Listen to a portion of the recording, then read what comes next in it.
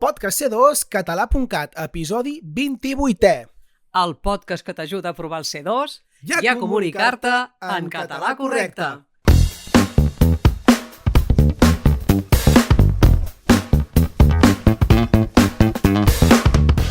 Benvingudes, benvinguts una vegada més al podcast de C2 català.cat, un episodi en què avui tractarem un dels errors que sol cometre la gent a l'examen del C2. Que els diacrítics ja no són el que eren, segurament ja ho saps, o no, ja que molta gent a l'examen del C2 no els aplica correctament. Potser el que no tenen clar és quins són els que es conserven, i avui te'ls expliquem. Abans, però, potser millor que refresquem una mica la memòria i diguem què és un diacrític. D'acord? Què és un diacrític? Un accent diacrític és un accent que podríem etiquetar d'il·legal. Il·legal? Què vols dir amb il·legal? Home, en certa manera és il·legal perquè se salta les normes, en aquest cas les d'accentuació. Hem d'aclarir que l'utilitzem només per distingir el significat de paraules que s'escriuen igual. Ah, mira, ben vist. Una cosa que cal saber és que la nova gramàtica de la llengua catalana els ha reduït a només 15, però abans en teníem moltíssims més. Avui te'n expliquem els 8 primers i en un altre episodi t'explicarem la resta. Què? Comencem? Som-hi! No és el mateix treure un B que treure un B, oi? Home, i tant que no! Doncs aquest és el primer. B, el que porta accent tancat, és un adverbi que té diferents significats.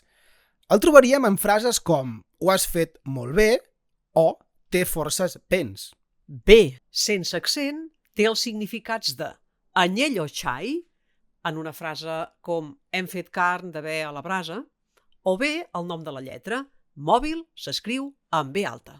El segon accent diacrític que t'explicarem avui va de divinitats. Deutes, xifres i fonts. Déu, amb accent tancat, vol dir divinitat. Per exemple, el déu de la guerra és Mart.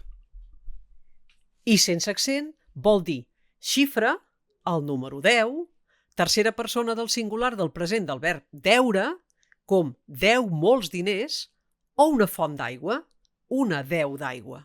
I mireu, aprofitem per ampliar vocabulari, ja que possiblement molt poca gent coneix que una deu d'aigua és un lloc d'on brotlla l'aigua, oi? Seguim! El tercer és més gramatical. Es tracta de diferenciar el verb ser, és, amb accent, del pronom es.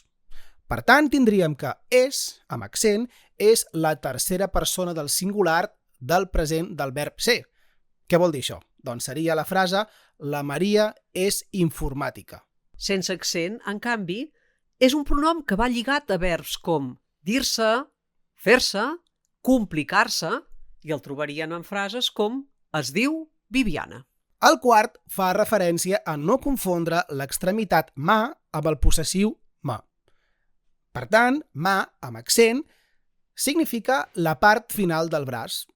Podríem dir, i té la mà trencada, amb això de preparar-se al C2. I sense accent, és un possessiu equivalent a la meva. M'ho ha explicat ma mare. El cinquè té a veure amb el plural del possessiu ma, que és mas, amb una part de l'any i amb un sinònim de pro, respecte del quantitatiu més. Així doncs, tenim més, amb accent tancat, quantitatiu contrari de menys i podríem dir, doncs, en vull més. I sense accent vol dir període de l'any, i el trobaríem en frases com tornaré el mes que ve. També té el significat del possessiu equivalent a les meves, en frases com vindré amb mes germanes, i també té un significat que actualment està en desús, que és però. Per tant, seria una conjunció que en aquest moment no s'utilitza, però que antigament es feia servir molt i que en francès encara es conserva. I això ho trobaríem en frases com vindria, més no puc, que equivaldria a dir vindria, però no puc. El sisè, que també va de possessius, serveix per diferenciar el possessiu mon del nostre món. Per tant, en primer lloc, tindríem món, amb accent tancat, que equival a terra, i podríem, òbviament, fer una frase de l'estil vol fer la volta al món. I sense accent, com dèiem, és un possessiu que vol dir el meu. M'ho ha explicat mon pare. El 7è va de vellositats. Pèl versus la contracció pel. Pèl, amb accent obert, significa, doncs, vellositat. Per tant, podríem dir li caurà el pèl, perquè ha fet una malifeta. I sense accent és la contracció formada per la preposició per més l'article el, i aniré pel camí del mig.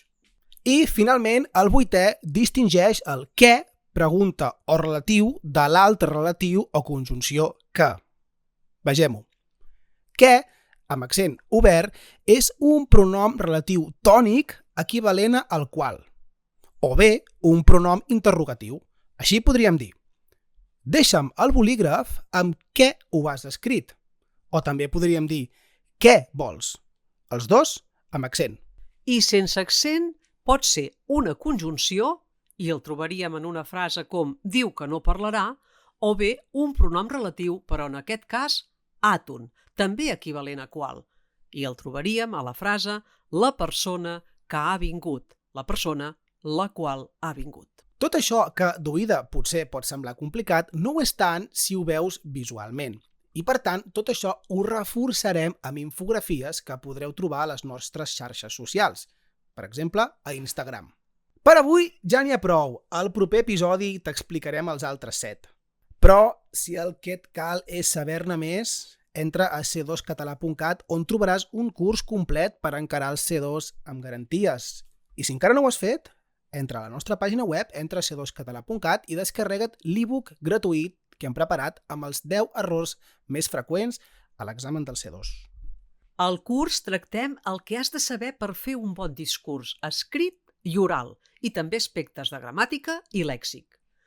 Presenta't a l'examen amb la confiança de qui sap què ha de fer i com.